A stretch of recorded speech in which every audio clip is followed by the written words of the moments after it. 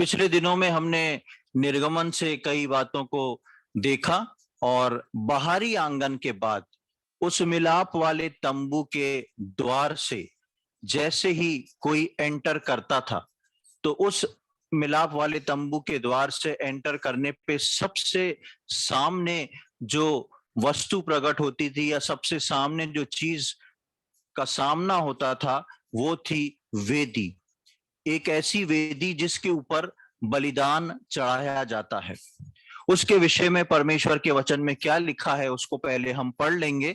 निर्गमन की किताब उसका 27वां अध्याय और उसकी पहली आयत से लेके 8वीं आयत तक हम पढ़ेंगे। Exodus chapter 27 versus 1 to 8। निर्गमन उसका 27वां अध्याय और उसकी पहली आयत से लेके 8वीं आयत तक हम पढ़ेंगे। यहां पर इस प्रकार से लिखा हुआ है, फिर वेदी को बबूल की लकड़ी की 5 हाथ लंबी और 5 हाथ चौड़ी बनवाना। वेदी चौकोर हो और उसकी ऊंचाई 3 हाथ की हो और उसके चारों कोनों पर 4 सींग बनवाना। वे उस समेत एक ही टुकड़े के हों और उसे पीतल से मड़वाना और उसकी राख उठाने के पात्र और फावड़ियां और कटोरे और कांटे और अंगीठियां बनवाना। उसका कुल सामान पीतल का बनवाना।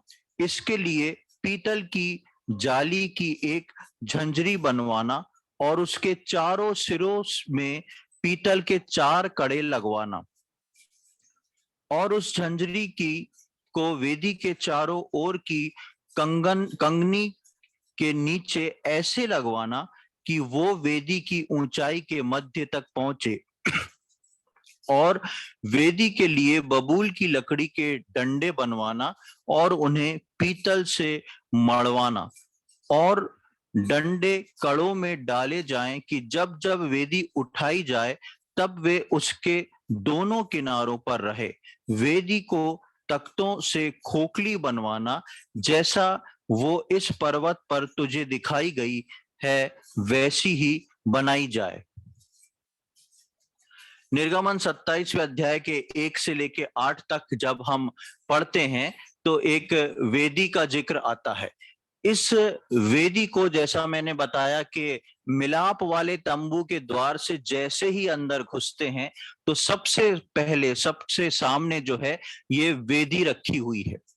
ये फोटो मैं आपको एक शेयर की है, उस फोटो में आप देख सकते हैं वहां पर इस वेदी की तस्वीर रखी हुई है और इस तस्वीर पर आप देख सकते हैं कि एक वेदी है जो कि चारों तरफ से पीतल से, ब्रास से मड़ी हुई है, ब्रास प्लेटेड है ये। और ये एक तरह से आप कह सके तो आज के समय में हम जो सिगड़ी को यूज करते हैं, अंगीठी को यूज करते हैं, बहुत कम जगहों पर ये यूज होती है, तो ये सेम वही पैटर्न की थी, बस ये जो थी स्क्वायर थी। इसको ऐसा ही बनाना था, बीच में एक जाली और जाली के ऊपर जो है लकड़ी रख के जलाई जाती थी और नीचे से हवा जाती थी ताकि वो अच्छे से जल सके और जितना इकट्ठा होता था उसके अंदर राख वो जल जल के नीचे झड़ती जाती थी। तो एक तरह से ये वेदी जो थी इस प्रकार की बनाई थी जिस प्रकार की आज के समय में अंगीठियां हुआ करती हैं या सिगड़ी हुआ करती है। लेकिन इसके साथ साथ हम देखते हैं कि इस इसका नाप जो इसकी सब चीजें ऐसी बनवाई गई थी कि ये फिक्स सिगड़ी नहीं थी या फिक्स वेदी नहीं थी। आमतौर पे पुराने नियम में आप देखेंगे तो जहां जहां मनुष्य या जहां जहां इजरायली लोग एक जगह से दूसरी जगह पर चले हैं, गए हैं, वहां पर उन लोग ने एक वेदी बनाई और परमेश्वर को बलिदान चढ़ाया। लेकिन ये वाली वेदी जो परमेश्वर ने बनाई थी ये मूवेबल थी, कहीं पर भी इसको ले जाया जा सकता था, इसलिए इसकी बनावट इस प्रकार की थी कि इसको 2 डंडे डाल के उसके सहारे से उठा के इसको एक जगह से दूसरे स्थान तक ले जाया जा सके। तो हमने 27वें अध्याय की पहली 8 आयत में इसकी बनावट के बारे में देखा कि किससे बनता है, क्या क्या लगा है। अब ये बात जो परमेश्वर ने मूसा को वेदी के विषय में बताई थी, इसके पीछे परमेश्वर किन बातों को उसके अंदर ढकी हुई थी, कौन सी बातें जो थी इस वेदी के हर पार्ट में छुपी हुई थी, और उन बातों को आज हम जल्दी से देखेंगे। जब हम 27वें अध्याय की पहली आयत में आते हैं तो सर्वप्रथम हम देखते हैं, फिर वेदी को बबूल की लकड़ी का बनाना। सबसे पहले परमेश्वर का वचन बताता है कि वेदी जो है वो बबूल की लकड़ी की हो। कि बबूल की लकड़ी जो है वो किस कारण से बनवाई गई थी, और बबूल की लकड़ी जो है किस चीज को रिप्रेजेंट करती है। बबूल की लकड़ी जो है परमेश्वर के वचन में अमरता को बताती है, इटर्नल लाइफ को बताती है। बबूल की लकड़ी जो है परमेश्वर के वचन में अमरता को बताती है, इटर्नल लाइफ को बताती है, और एवरग्रीन को बताती है। बबूल का पेड़ आप देखेंगे रेगिस्तान और जंगलों में ज्यादा पाया जाता है, और थोड़े से पानी में या बिना पानी में भी ये पेड़ जो है हमेशा हरा भरा रहता है। और इसकी लकड़ी की दूसरी खासियत ये होती है कि बबूल की लकड़ी सबसे मजबूत लकड़ियों में से एक लकड़ी मानी जाती है। कांटेदार पेड़ होता है, बारीक हरी पत्तियां होती हैं, और हमेशा ये पेड़ जो है हरा भरा रहता है। जहां तक ज्यादातर ये रेगिस्तानों में और ऐसी बंजर भूमि में अपने आप लगता है, और बहुत बिना पानी से हरा भरा रहता है। तो बबूल की लकड़ी जो है वो मजबूती को बताती है, बाइबल के वचनों के अनुसार अमरता को, इटर्नल लाइफ को बताती है, और उस अनंत काल का जीवन और एक मजबूती को बताती है। परमेश्वर ने मूसा को बोला कि जब तुम ये वेदी बनाओ तो बबूल की लकड़ी की बनाना। आमतौर पर वेदी जो बना करती थी वो पत्थरों से बनाई जाती थी। पत्थरों का फ्रेम बना के एक के ऊपर एक पत्थर रख के इस वेदी को तैयार किया जाता था। लेकिन परमेश्वर ने यहाँ पर जो वेदी बनवाई वो लकड़ी की बनवाई। अब खास बात यह है कि वेदी कभी भी लकड़ी की नहीं बनती, क्योंकि वेदी के अंदर आग जलाई जाती है, और आग लगाएंगे तो वो लकड़ी जल जाएगी। लेकिन उसका इंतजाम परमेश्वर ने करके दिया कि उसको ब्रास प्लेटेड कर दिया, पीतल से उसको मढ़वाने को बोला, अंदर बाहर सब तरफ से। लेकिन लकड़ी जो है उसको, लकड़ी से ही उस वेदी को बनाने को बोला। वेदी जो है परमेश्वर के सम्मुख एक बलिदान को बताती है, और लकड़ी जो है वो क्रूस को बताती है। बबूल जैसे कि एक लकड़ी है, वो लकड़ी जो है वो क्रूस को दर्शाती है, और बबूल की वेदी यानी क्रूस पर बलिदान अमरता और अनंत काल के जीवन को दर्शाता है। फिर से इस बात को सुने, बबूल की वेदी यानी क्रूस पर बलिदान और अमरता और अनंत काल के जीवन को दर्शाता है। यानी कि बबूल की लकड़ी जो है वो मजबूत लकड़ी है, दृढ़ लकड़ी है, और जो लकड़ी है वो प्रभु यीशु मसीह के क्रूस को, और इस लकड़ी पर, इस लकड़ी के फ्रेम पर या इस लकड़ी की वेदी पर जो बलिदान था, वो बलिदान इस लकड़ी पर जो प्रभु यीशु मसीह ने दिया सारी मानव जाति के लिए, वो उनके अनंत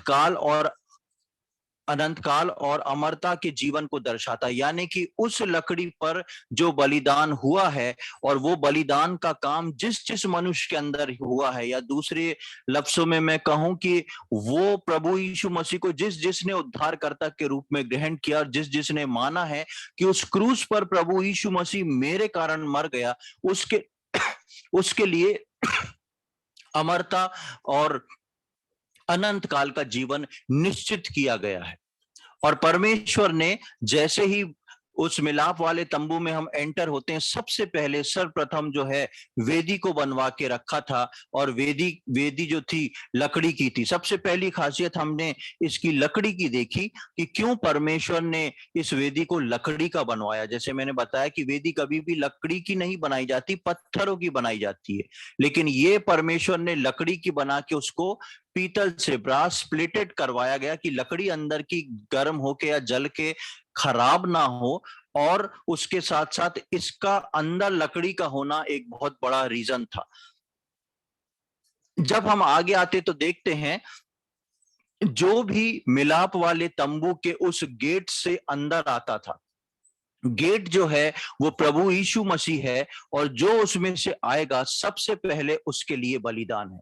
जब प्रभु यीशु मसीह ने मुझको और आपको बुलाया, हम यूहन्ना 3:16 में पढ़ते हैं कि परमेश्वर का निमंत्रण, परमेश्वर ने जगत से ऐसा प्रेम किया कि अपने इकलौते पुत्र को दे दिया, ताकि जो कोई उस पर विश्वास करे वो नाश ना हो वरन अनंत जीवन पा सके। अब देखें, बाहर से एक साधारण इजरायली व्यक्ति जब उस मिलाप वाले तंबू के अंदर प्रवेश कर रहा है, प्रवेश करने के लिए उसको एक द्वार को पार करना है, और पूरे तंबू में एक ही द्वार है। पिछले दिनों में हमने देखा कि परमेश्वर के समीप जाने के लिए केवल एक ही द्वार है, वो है प्रभु यीशु मसीह। अब जब एक व्यक्ति जब इस द्वार को पार करके जैसे ही अंदर जाता है, इसके लिए एक वेदी तैयार है, इसके जीवन के लिए एक सॉल्यूशन तैयार है।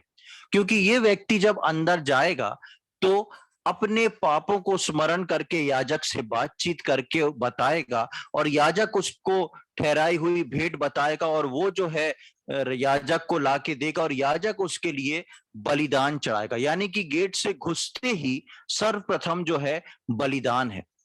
परमेश्वर के समीप जाने के लिए एक दरवाजा, वो है प्रभु यीशु मसीह, और प्रभु यीशु मसीह उस द्वार को, उस गेट को जैसी पार करते हैं तो सबसे सामने आ जाता है एक वेदी। वो वेदी बताती है कि परमेश्वर के समीप पहुंचने के लिए एक बलिदान जरूरी है। प्रभु के निमंत्रण में आए हम प्रभु यीशु मसीह के द्वारा। अब उस निमंत्रण में आने के बाद हम एक वेदी को देखते हैं। यीशु मसीह है जो उसमें से आएगा, सबसे पहले उसके लिए बलिदान है, और ये यीशु मसीह ने अनंत काल के लिए करा है। अगर हम नए नियम में देखें तो एक व्यक्ति जब प्रभु यीशु मसीह को अपना उद्धारकर्ता के रूप में ग्रहण करता है, और जब वो प्रभु यीशु मसीह जो स्वर्ग का द्वार है, परमेश्वर के पास पहुंचने का द्वार है, जैसे ही उसको क्रॉस करता है तो उसके लिए एक वेदी रखी है। लेकिन नए नियम के विश्वासियों के लिए इस वेदी और इस वेदी पे बलिदान का काम जो है वो प्रभु यीशु मसीह ने पूरी रीति से समाप्त कर दिया, उसको पूरा कर दिया है। पुराने नियम में जैसा मैंने बताया कि ये मिलाप वाला तंबू जो एक सिंबॉलिक है इस नए नियम के विश्वासियों के लिए, और उस सिंबल्स को प्रभु यीशु मसीह ने खुद इस पृथ्वी पे आके पूरा कर दिया, उसको समाप्त कर दिया। वो जो सिंबल के रूप में परमेश्वर ने मूसा को मिलाप वाला तंबू दिखाया था और इजरायलियों ने मिलाप वाला तंबू बनाया था, यीशु मसीह ने आके उसको पूरा कर दिया। और इसलिए हम देखते हैं कि द्वार जो है प्रभु यीशु मसीह है, और उसके सामने जो वेदी, जैसे हम पहुंचते हैं, प्रभु यीशु मसीह ही हमारी वेदी भी है और प्रभु यीशु मसीह ही हमारा बलिदान भी है। आगे हम देखते हैं कि परमेश्वर तक पहुंचने का मार्ग सिर्फ यीशु मसीह जो कि गेट था, और बिना बलिदान के परमेश्वर के राज्य में कोई पहुंच नहीं सकता था। आप सर्वप्रथम देखेंगे तो उत्पत्ति की किताब में आदम और हवा से परमेश्वर मुलाकात करने रोज आया करता था, रोज उनकी बातचीत होती थी, आदम और हवा के साथ परमेश्वर की संगति हुआ करती थी। लेकिन एक समय ऐसा आया जब आदम और हवा पाप में गिर गए तो परमेश्वर ने उनको अदन की वाटिका से बाहर निकाल दिया, और परमेश्वर जब उनको ढूंढता है तो वो अपने पाप के कारण, अपनी नग्नता के कारण वो जो है उन झाड़ियों और पेड़ों के पीछे छुप जाते हैं, परमेश्वर का सामना नहीं कर पाते। क्यों? क्योंकि जगत में उस अदन की वाटिका में पाप आ गया था, और जब एक बार पाप आ जाता है वो मनुष्य कभी भी परमेश्वर के सामने प्रेजेंट नहीं हो पाता। इसलिए जब तक पाप नहीं था, आदम और हव्वा जो थे परमेश्वर के साथ रोज संगति करते थे, लेकिन जिस दिन अनाज्ञाकारिता आई और उनसे पाप हो गया, उस दिन वो परमेश्वर की उपस्थिति से छुप गए। अब उनका आमना सामना नहीं हो पा रहा है, परमेश्वर से आदम और हव्वा का आमना सामना नहीं हो पा रहा है, और परमेश्वर आके उनसे पूछता है, वो झाड़ियों में छुप के परमेश्वर को जवाब देते हैं, और परमेश्वर जो है उनको कई श्रापों के अधीन कर देता है कि तुमने आज्ञाओं को नहीं माना, इसलिए तुम्हारे लिए सजा ये है। लेकिन वहां पर बात खत्म नहीं हो जाती। हम देखते हैं कि आगे जब वो बढ़ते हैं तो केन और हाबिल जो थे आदम और हव्वा की संतान थे, वो परमेश्वर को अपना बलिदान चढ़ाते हैं और परमेश्वर उनसे बात करता है। यानी कि आदम और हव्वा जब पाप करके परमेश्वर से छुप गए थे, परमेश्वर ने उनके लिए भी एक निवारण को निकाला, उनके लिए एक उपाय को निकाला, और वो उपाय करके परमेश्वर ने फिर से उनको अपने सम्मुख खड़ा करने के लिए, अपने से बात करने के लिए उनको तैयार कर दिया। हम देखेंगे उत्पत्ति की किताब, उसका 3रा अध्याय, जेनेसिस चैप्टर 3।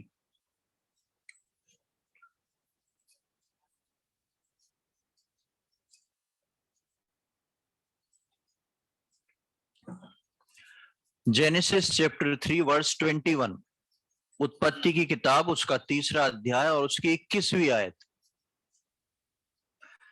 यहां पर इस प्रकार लिखा है, और यहोवा परमेश्वर ने आदम और उसकी पत्नी के लिए चमड़े के अंगरखे बनाकर उनको पहना दिए। आप 3रे अध्याय की 14वीं आयत से पढ़ेंगे 20वीं आयत तक, तो परमेश्वर से ये लोग छिप के बात कर रहे हैं, आदम और हवा, और परमेश्वर उनको उनकी अनाज्ञाकारिता की सजा को सुना देता है। लेकिन उनको सुना के, सारे फैसले सुना के, परमेश्वर उनको यूं ही नहीं छोड़ देता। 21वीं आयत में हम पढ़ते हैं कि यहोवा परमेश्वर ने आदम और उसकी पत्नी के लिए चमड़े के अंगरखे बनाकर उनको पहना दिए।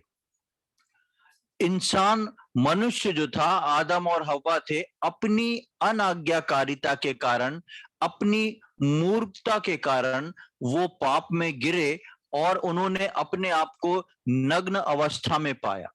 लेकिन परमेश्वर जो है, क्योंकि उसने मनुष्य को अपने स्वरूप में बनाया है, परमेश्वर कभी नहीं चाहता कि मनुष्य की और उसके बीच की संगति टूट जाए।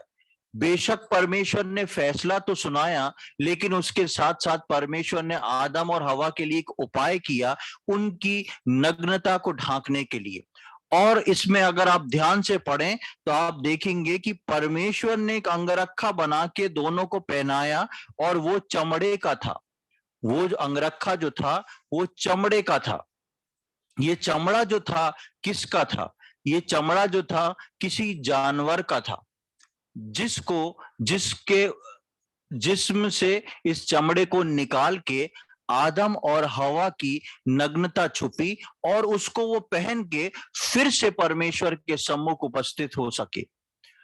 प्रियो, परमेश्वर के समीप जाने के लिए हम कभी भी बिना बलिदान के नहीं जा सकते। यहां पर आदम और हवा ने जिस चमड़े के अंगरखे को पहना, ये चमड़ा जो था किसी ना किसी जानवर को मार के उसके शरीर में से निकाला गया। जिंदा जानवर का कभी भी चमड़ा निकाला नहीं जाता। परमेश्वर ने सबसे पहला बलिदान, वहां पर हम बाइबल में देखते हैं जो सबसे पहला बलिदान हुआ, ये अननोन जानवर, इस जानवर का नाम नहीं है कि परमेश्वर ने किस जानवर को बलि करके उसके चमड़े को निकाला, और उस चमड़े से आदम और हवा की जो है नग्नता छुपी और वो परमेश्वर के समीप आ गए। यानी कि बलिदान जो है सर्वप्रथम शुरू से चल रहा है, और बिना बलिदान के हम परमेश्वर के सामने उपस्थित नहीं हो सकते, क्योंकि लहू के द्वारा ही, लहू बहाए जाने के द्वारा ही पापों की क्षमा है। और यहां पर हम देखते हैं कि परमेश्वर ने एक जानवर को मार के उसके चमड़ों का अंगरखा पहनाया, और जब हम निर्गमन में आते हैं तो परमेश्वर के उस भवन में देखते हैं कि परमेश्वर के समीप जाने के लिए कोई व्यक्ति, द्वार जो यीशु मसीह उसमें से घुसेगा, तो सबसे पहले जो है वो वेदी बनी हुई है। मनुष्य कभी भी अपनी नग्नता खुद नहीं ढांप सकता।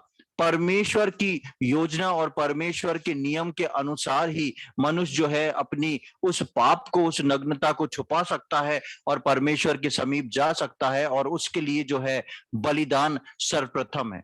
तो इस वेदी में जो दरवाजे से घुसते हुए वेदी थी, इस वेदी को हमने देखा कि ये बबूल की लकड़ी की थी, ब्रास प्लेटेड थी, पीतल से मड़ी हुई थी, और ये एक सिगड़ी के समान बनी हुई थी। और बलिदान जो था वो मस्ट था हर व्यक्ति के लिए, जो कोई परमेश्वर के समीप जाना चाहता था या जो कोई अंदर घुसना चाहता था। अब उसके बाद जब हम इसके आगे आते हैं तो वापस हम निर्गमन के 27वें अध्याय में आएंगे।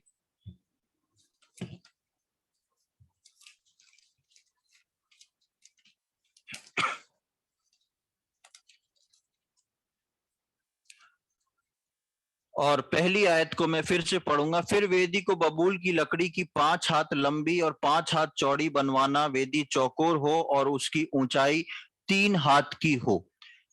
पहली आयत में हम दो बातों को देखते हैं। पहला, कौन सी लकड़ी, और दूसरा हम देखते हैं कि उसका नाप जोख। हम उसके नाप को देखते हैं कि 5 हाथ लंबी और 5 हाथ चौड़ी। ये जो वेदी है चौकोर होना चाहिए, गोल नहीं होना चाहिए।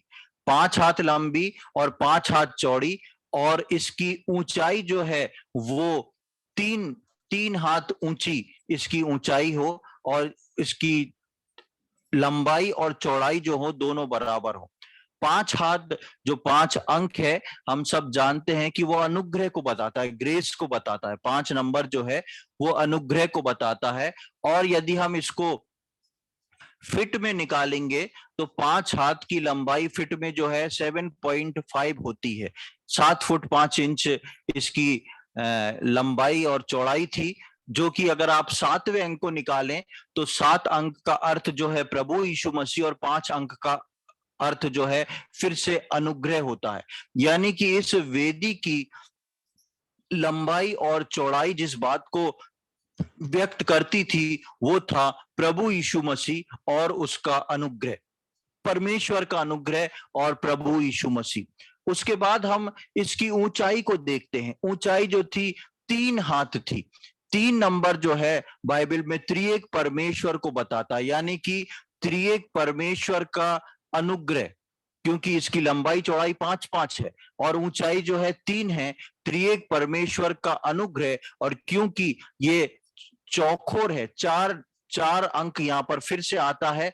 4 अंक का मतलब होता है पृथ्वी की 4 दिशाएं, 4 डायरेक्शंस, यानी कि त्रिएक परमेश्वर का अनुग्रह और त्रिएक परमेश्वर के द्वारा के साथ प्रभु यीशु मसीह जो है वो चारों दिशाओं में, इन चारों दिशाओं में वो एक ही बलिदान है, और जो कि परमेश्वर को दर्शाता है, और वही बलिदान जो है परमेश्वर के द्वारा उस इंतजाम को बताता है जो कि स्वयं प्रभु यीशु मसीह है।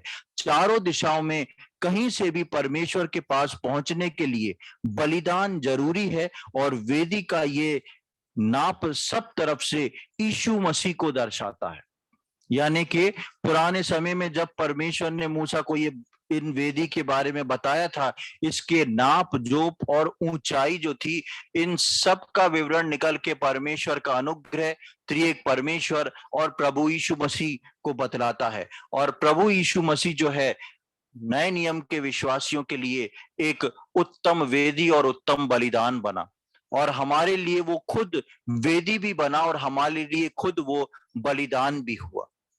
उसके बाद हम दूसरी आयत में आगे चलते हैं तो हम देखते हैं, और उसके चारों कोनों पर 4 सींग बनवाना, वे उस समेत एक ही टुकड़े के हों, और उसे पीतल से मढ़वाना।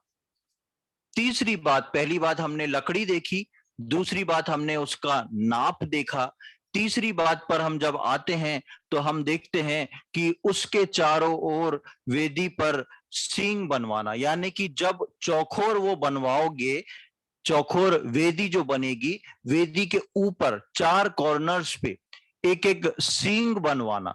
एक पिक्चर में शेयर कर रहा हूं, इसमें आप देखेंगे जो वेदी सामने रखी हुई है, इसमें से चारों कोनों में एक एक सींग निकला हुआ है, यानी कि एक एक ऐसा हुक नुमा निकला हुआ है, जो कि वास्तव में सींग नहीं है, लेकिन ये चित्रित किया गया है, उसको सींग के शेप में बनवाया गया है, और इसको बनवा के चारों कोनों में लगवाया गया है।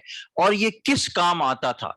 जब एक पशु को बलि कर दिया जाता था तो इस वेदी के ऊपर रख के इन चारों सींगों से उस पशु को बांध दिया जाता था। ये पशु को सींग से बांधने का कार्य था, जो कि इसके लिए 4 कोनों पे 4 सींग लगवाए गए थे। सिंह जो है परमेश्वर के वचन में छुटकारे को बताता है। सिंह जो है परमेश्वर के वचन में छुटकारे को बताता है, जीत को बताता है और सिर उठा के खड़े होने को बताता है। ये जो 4 सिंह लगे हुए हैं बाइबल में, इसका अर्थ जो है वो छुटकारे को भी बताता है, वो जीत को भी बताता है और सिर उठा के खड़े होने को भी बताता है।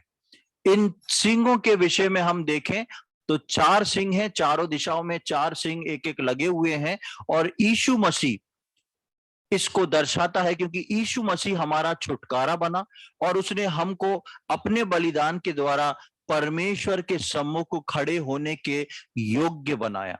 मैं और आप जो थे परमेश्वर के सम्मुख कभी भी खड़े नहीं हो सकते थे, और हम जब पापी ही थे तब ठीक समय पर प्रभु यीशु मसीह हमारे लिए मारा गया और प्रभु यीशु मसीह मर के जब तीसरे दिन जी उठा, उसके उस बलिदान के द्वारा हमको छुटकारा प्रदान हुआ। सबसे पहले हमने देखा कि सिंह का अर्थ जो है छुटकारा है, और प्रभु यीशु मसीह में मुझको और आपको हमारे पापों से छुटकारा मिलता है। उसके बाद हमने देखा जीत, सिंह का अर्थ जीत भी होता है। प्रभु यीशु मसीह ने उस कलवरी के क्रूस पे अपने बलिदान के द्वारा शैतान को हरा दिया। प्रभु यीशु मसीह की जीत यानी कि प्रभु यीशु मसीह को अपना उद्धारकर्ता के रूप में ग्रहण करने वालों की जीत।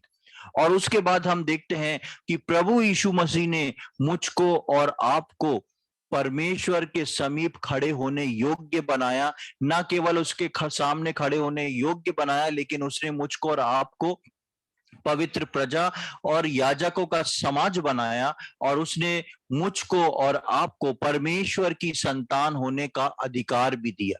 हम अब परमेश्वर के समीप प्रभु यीशु मसीह में होकर कभी भी पहुंच सकते हैं। ये सींग जो है, प्रभु यीशु मसीह ने परमेश्वर के सम्मुख हमारे सींग को ऊंचा करके, हम जो झुके हुए और गिरे हुए थे, हमको वापस हमारे पापों की सजा अपने ऊपर लेके हमको फिर से परमेश्वर के सम्मुख खड़े होने योग्य बना दिया, जो कि इस वेदी के बिना कभी नहीं था। पुराने नियम में ये वेदी सिंबॉलिक है और नए नियम में हमारा वेदी, हमारा बलिदान, हमारे वो सिंग और हमारा वो बलि होने वाला पशु, सब कुछ प्रभु यीशु मसीह बन गया। उसके बाद हम आगे की ओर बढ़ते हैं तो लिखा है दूसरी आयत के आखिरी भाग में, और उसे पीतल से मढ़वाना।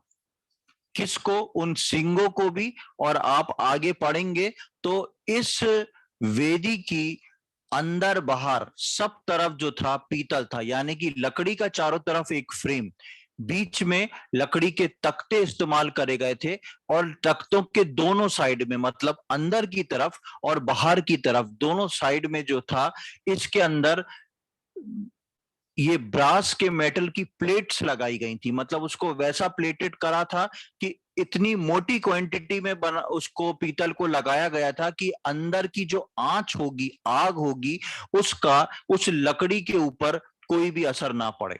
अब जब पीतल के बारे में हम पढ़ते हैं तो पिछले दिनों में मैंने पीतल के बारे में, उसके बाइबल उस पीतल के लिए क्या कहती है उसके बारे में बताया था। आज भी थोड़ा सा हम देखेंगे। पीतल जो है वो सर्वप्रथम बाइबल में बलिदान को बताती है, क्योंकि परमेश्वर ने जब पहली बार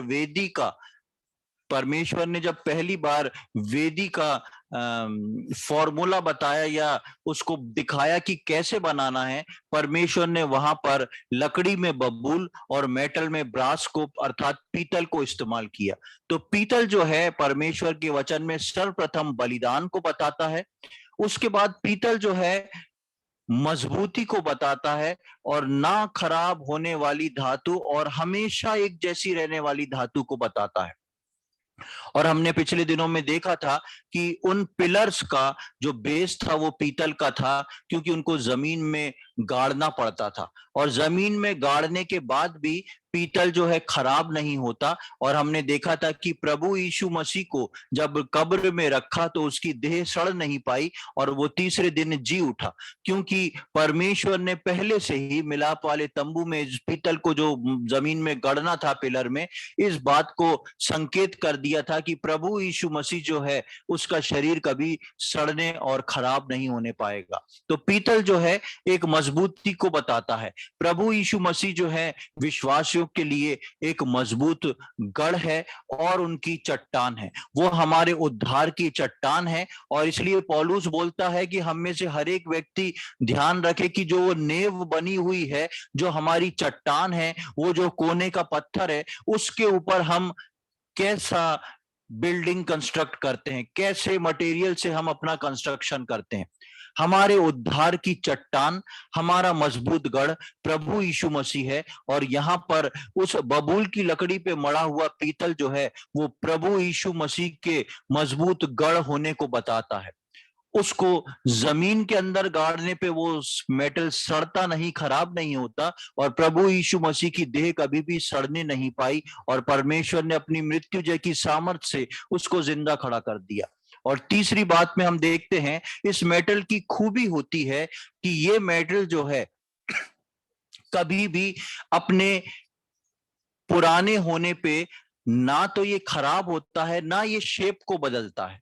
अगर पीतल जो है जमीन में, अगर आप एक छोटा सा पीतल का मटका लें या पीतल का चम्मच लें और उसको जमीन में गाड़ दें और कितने साल बाद भी आप उसको खोद के निकालेंगे, उसका जमीन की गर्मी और ठंडक से उसका शेप कभी भी नहीं बिगड़ेगा। भले ही वो ऊपर से गंदा हो जाए लेकिन उसकी मजबूती में कोई कमी नहीं आएगी और उसका शेप नहीं बदलेगा।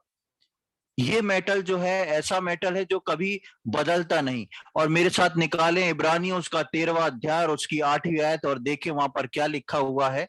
Book of Hebrews chapter 13 verse 8।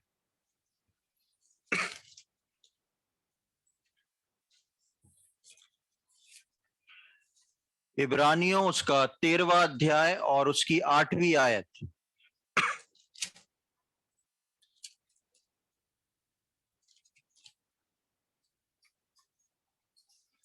यहां पर इस प्रकार लिखा है, यीशु मसीह कल और आज और युगान युग एक सा है, कभी ना बदलने वाला। प्रभु यीशु मसीह के लिए लिखा है यीशु मसीह कल और आज और युगान युग एक सा है। ये जो पीतल यहाँ पर लगाई गई थी ये कभी भी ना बदलने वाला एक मेटल था, जो कि अपने आकार को, अपने रूप को और साथ ही साथ उसकी जो मजबूती है उन सबको वो कभी भी नहीं खोता था। जैसा बनाया वैसा वो एज इट इज रहता था। और प्रभु यीशु मसीह के बारे में हम पढ़ते हैं कि प्रभु यीशु मसीह कल, आज और युगान युग तक एक सा है, वो कभी बदलता नहीं। ये पीतल जो है हमारे प्रभु यीशु मसीह को रिप्रेजेंट करती है और उसके साथ साथ पीतल जो है बलिदान को बताती है, जो यीशु मसीह स्वयं हमारे लिए बलिदान हुआ। यीशु मसीह स्वयं हमारे लिए वेदी भी बन गया, क्योंकि इस वेदी के अंदर हम उन सारी बातों को देखते हैं, इसके लंबाई, चौड़ाई, इसकी ऊंचाई और इसमें प्रयोग करने वाली लकड़ी और उसका मेटल, सारी बातें जो हैं वो प्रभु यीशु मसीह को रिप्रेजेंट करती हैं। और ये नए नियम के विश्वासियों को बताता है कि वही हमारी वेदी भी है और वही हमारा बलिदान भी है। इसके बाद जब हम आगे पढ़ते हैं तो हम कई पात्रों के बारे में पढ़ते हैं जो इस वेदी के लिए इस्तेमाल होने के लिए बनाए गए थे। तीसरी आयत में हम पढ़ते हैं, और उसकी राख उठाने के पात्र और फावड़ियों और कटोरे और कांटे और अंगीठी बनवाना और उसकी कुल सामान पीतल का बनवाना। उसके लिए पीतल की जाली, एक झंझरी बनवाना और उसके चारों सिरों पर पीतल के 4 कड़े लगवाना और उस झांझरी को वेदी के चार ओर की कंगनी के नीचे ऐसे लगवाना कि वो वेदी की ऊंचाई के मध्य तक पहुंचे, और वेदी के लिए बबूल की लकड़ी के डंडे बनवाना और उन्हें पीतल से मढ़ना। यहाँ पर हम कई प्रकार की चीज देखते हैं। उसके लिए कटोरे, राख उठाने के लिए फावड़े और चिमटे, मतलब बहुत जितनी भी सामग्री जो पीतल जो वेदी के अंदर इस्तेमाल होगी, वो सारी सामग्री जो है वो पीतल से मढ़वाई हुई हो या पीतल की बनी हुई हो। खास बात हम देखते हैं कि इसके अंदर परमेश्वर ने एक जाली को बनवाया था, जहां पर लिखा है कि एक 5वीं आयत में लिखा है, और उस झांझरी को वेदी के चारों ओर की कंगनी के नीचे ऐसे लगवाना कि वो वेदी की ऊंचाई के मध्य तक पहुंचे। यानी कि एक चौकोर फ्रेम वेदी का, और उस फ्रेम के बीचों बीच में जो थी वो जाली फिट होना है। ऊपर उसके अंदर लकड़ी आएगी, और लकड़ी के ऊपर जो है वो बलि का पशु आएगा, और नीचे जाली के नीचे जो है खोखला है। जाली के नीचे जितना ये लकड़ी जलेगी, आग जलेगी, वो सारी राख जो है वो नीचे इकट्ठी होती जाएगी। हम देखेंगे कि यीशु मसीह हमारे लिए बलिदान की वो खुद एक ऐसी वेदी बना, और उस वेदी पर प्रभु यीशु मसीह ही वेदी भी था, और प्रभु यीशु मसीह ही बलि व होने वाला पशु भी था। और जब उस वेदी पे रख के उसको जलाया जाता है, उसको वध करके, उसका बलिदान करके उस पशु को जब जलाया जाता है, उसका धुआं जो है वो ऊपर की ओर उठता है।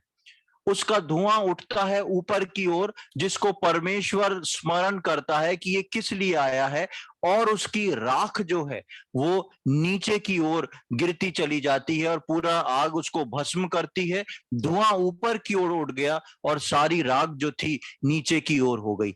हम नए नियम में देखते हैं कि प्रभु यीशु मसीह, हम फिलिपियों में पढ़ते हैं कि प्रभु यीशु मसीह ने अपने आप को इतना दीन कर दिया, इतना शून्य कर दिया। राख जो है वो बाइबल में शून्यता को बताती है या जीरो को बताती है, और प्रभु यीशु मसीह ने अपने आप को हमारे लिए शून्य कर दिया, और खुद सुखदायक सुगंध बन के परमेश्वर के समीप हमारे लिए बलिदान हो गया, ताकि मुझको और आपको परमेश्वर के समीप पहुंचने का अवसर प्रदान कर दे। क्योंकि बिना बलिदान के उस गेट में, बिना प्रभु यीशु मसीह जो द्वार है उसमें घुसे हुए, और उसके बाद सर्वप्रथम बलिदान है, बिना बलिदान के जो है हम कभी भी परमेश्वर से कोई नाता नहीं जोड़ सकते। वो खुद हमारे लिए बलिदान हुआ, परमेश्वर की इच्छा को पूरी करके उसको प्रसन्न किया, और हमको निर्दोष बना के परमेश्वर के सामने खड़ा कर दिया।